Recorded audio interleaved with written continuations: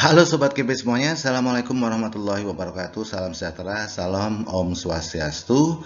Semoga Sobat KP semuanya dalam keadaan sehat dan tetap bersemangat di dalam menjalani hidup serta mempersiapkan diri menghadapi SKB, khususnya untuk rekan-rekan yang melamar formasi petugas pemeriksa keimigrasian. Oke. Dalam video kali ini saya akan membahas tentang SKP ya, yang berhubungan dengan petugas pemeriksa keimigrasian CPNS Kemenkumham 2024. Ya, seperti kita ketahui ya, kisi-kisi terbaru ya dikeluarkan pada tanggal 4 November 2024 oleh Permenpan, oleh Kementerian Pan RB ya, dan sudah saya rangkum. Inilah kisi-kisinya ya.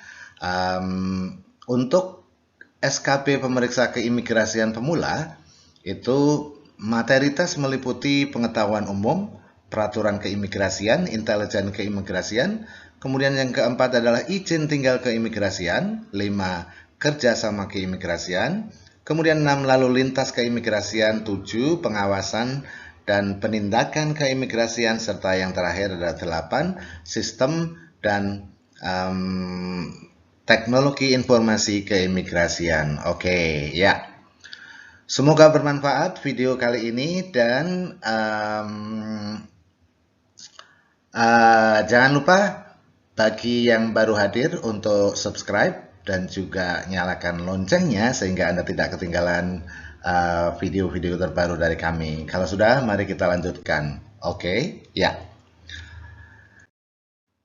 Ya, sebelum saya masuk ke soal-soalnya, kembali lagi saya ingatkan atau saya tunjukkan inilah apa namanya rujukan dari materi-materi kami, Ayo Lulus dan Guru Peduli ya.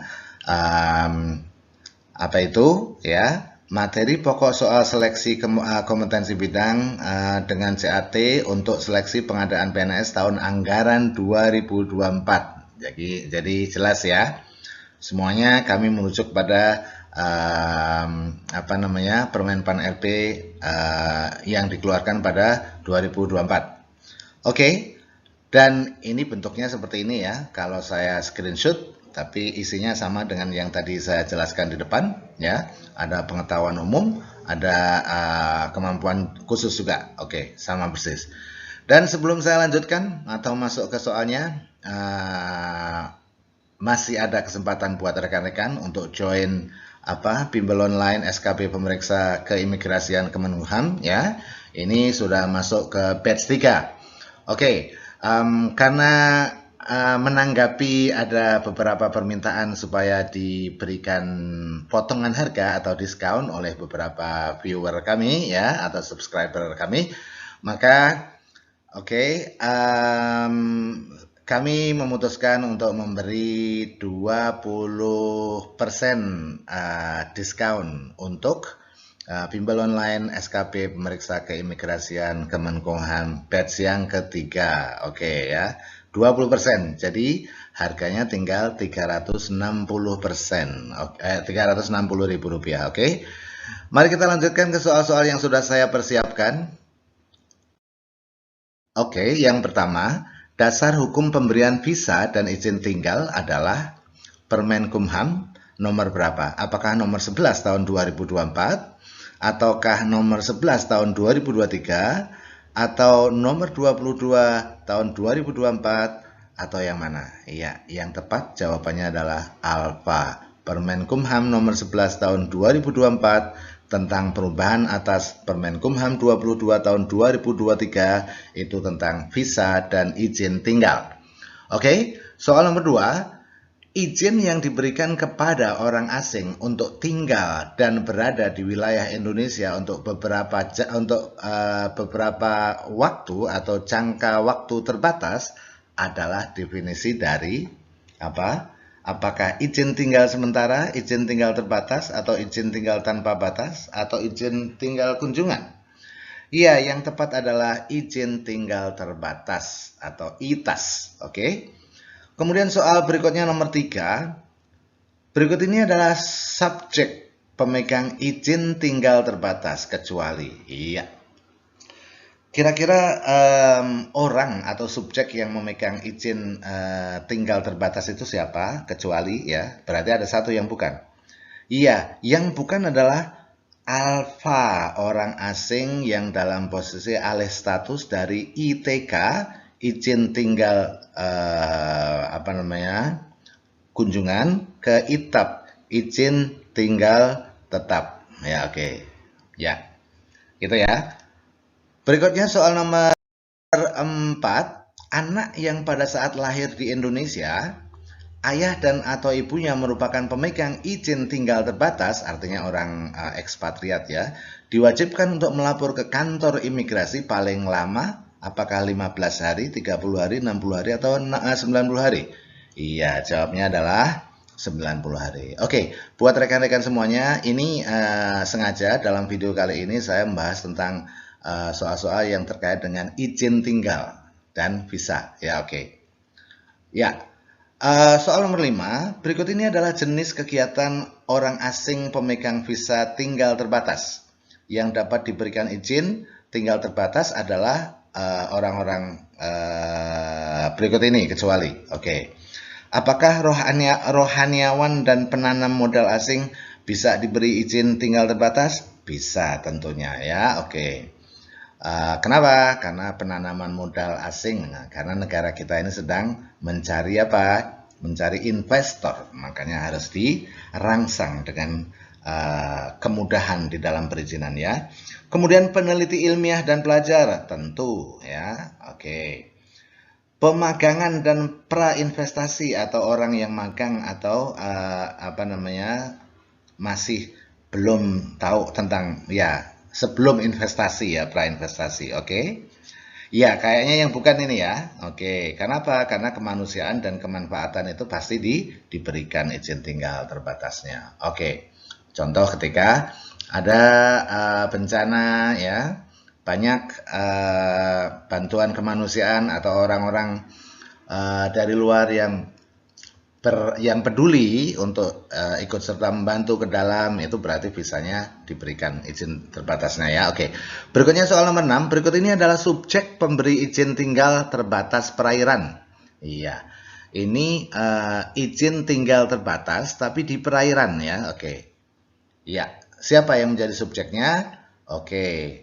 Karena biasanya kan kapal melampauin masuk ke wilayah kita, maka kita berhak untuk memberhentikan dan memeriksa dokumen keimigrasian. Ya, kemudian di situ juga kita bisa memberikan izin tinggal terbatas tapi di perairan. Kepada siapa coba? Kepada awak kapalnya, kepada tenaga ahli yang ada di atas alat angkut tersebut, dan juga kepada nahkodanya, bukan kepada pemilik kapalnya. Oke.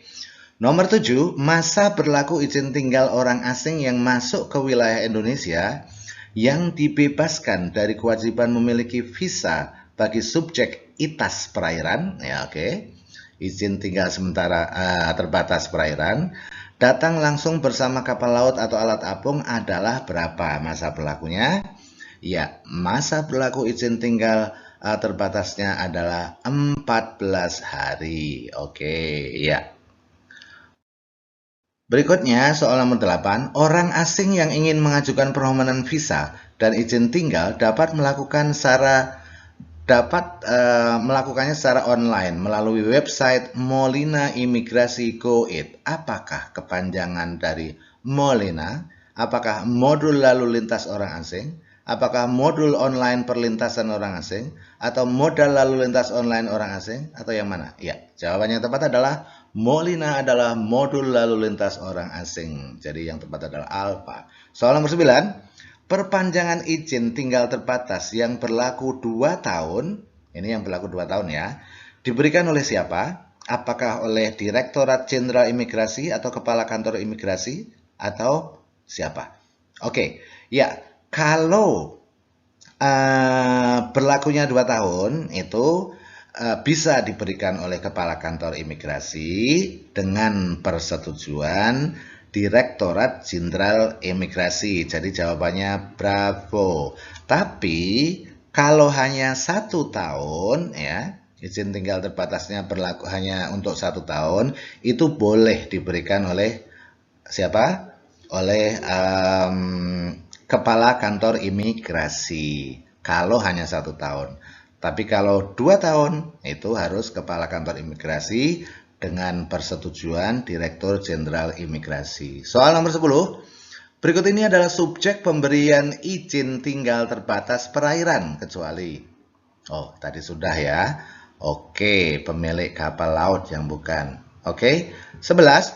Fungsi keimigrasian adalah bagian dari urusan pemerintahan negara dalam memberikan apa? Apakah pelayanan keimigrasian, penegakan hukum, keamanan negara, fasilitator membangun kesejahteraan masyarakat, atau semuanya benar? Oke, untuk soal ini semuanya benar ya. Oke, kenapa? Karena fungsi imigrasi itu adalah satu, memberikan layanan keimigrasian. Contohnya misalnya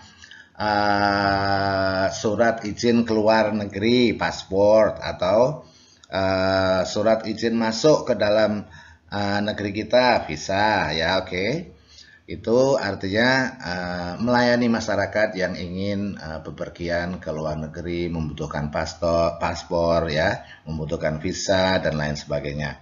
Sementara penegakan hukum itu contohnya apa? Ya,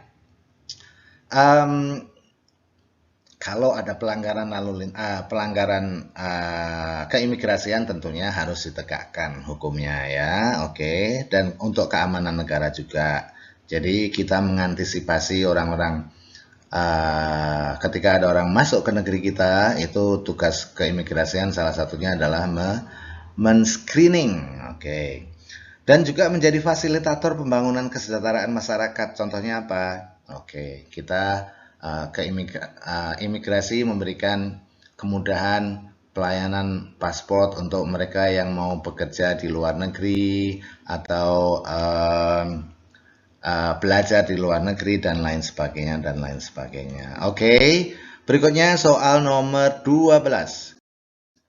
Oke, tempat pemeriksaan imigrasi atau TPI salah satunya adalah di PLBN atau Pos Lintas Batas Negara. Berikut ini adalah PLBN yang berada di Pulau Papua kecuali. Ya, kalau SKAU itu ada di Papua. Iya, di Jayapura ya, ini yang pertama. Oke. Kemudian sekarang ada 2 lagi ya, ada di Sota dan ada di Yetetkun. Sota itu ada di Merauke, Yetetkun itu ada di salah satu kota di Papua Selatan juga, saya lupa namanya, agak sedikit sulit ya. Jadi yang bukan adalah Wini. Kenapa? Wini ini ada di NTT ya, ada di Nusa Tenggara Timur. Oke, ya. Soal nomor 13. Jadi pos lintas batas ya. Kalau nggak salah Indonesia itu punya 16 ya, 16 atau 18 pos lintas batas negara. Sekarang yang banyak itu di Kalimantan dan di Papua ya. Papua ada 4 gitu ya. Ya, Kalimantan juga kalau nggak salah ada berapa itu? Kalimantan Barat, Kalimantan Utara. Oke, ya. Berikutnya, soal nomor 13, tindak pidana keimigrasian diatur di apakah di Kitab Undang-Undang Hukum Pidana atau di Kitab Undang-Undang Hukum Acara Pidana? Oke, kalau namanya tindak pidana keimigrasian berarti dia diatur di Undang-Undang tentang Keimigrasian nomor 6 tahun 2011. Ya. Dan tindak pidana keimigrasian itu ya, itu adalah tindak pidana khusus. Makanya hukumnya adalah hukum Undang-Undang nomor 6 tahun 2011 tentang keimigrasian, bukan Kitab Undang-Undang Hukum Pidana. Oke, karena pelanggarannya apa, sanksinya apa, hukumannya apa, itu diatur semuanya di UU nomor 6 tahun 2011 ya. Iya. Jadi ini namanya tindak pidana khusus. Kemudian soal nomor 15. Yang berwenang melakukan penyidikan tindak pidana keimigrasian adalah, iya, jawaban yang benar adalah penyidik pegawai negeri sipil keimigrasian. Oke, ya. Baik sobat semuanya, itu tadi 15 soal ya tentang pemeriksaan keimigrasian. Semoga bermanfaat dan saya yakin mudah-mudahan ada yang keluar. Minimal 50% dari soal ini akan keluar ya, insya Allah. Amin ya. Dan mudah-mudahan semua yang menonton video ini ya, oke, mudah-mudahan lolos ya menjadi PNS tahun ini. Ya. Semoga bermanfaat. Ada satu pesan saya, don't put off till tomorrow what you can do today. Jangan Anda tunda sampai besok apa yang Anda dapat lakukan hari ini. Kalau sekarang Anda bisa ikut bimbel online, silakan ikut, nggak usah ditunda-tunda nunggu nanti-nanti ya. Oke. The sooner the better. Ya. Thanks for watching. See you in the next video. Bye bye. Assalamualaikum warahmatullahi wabarakatuh.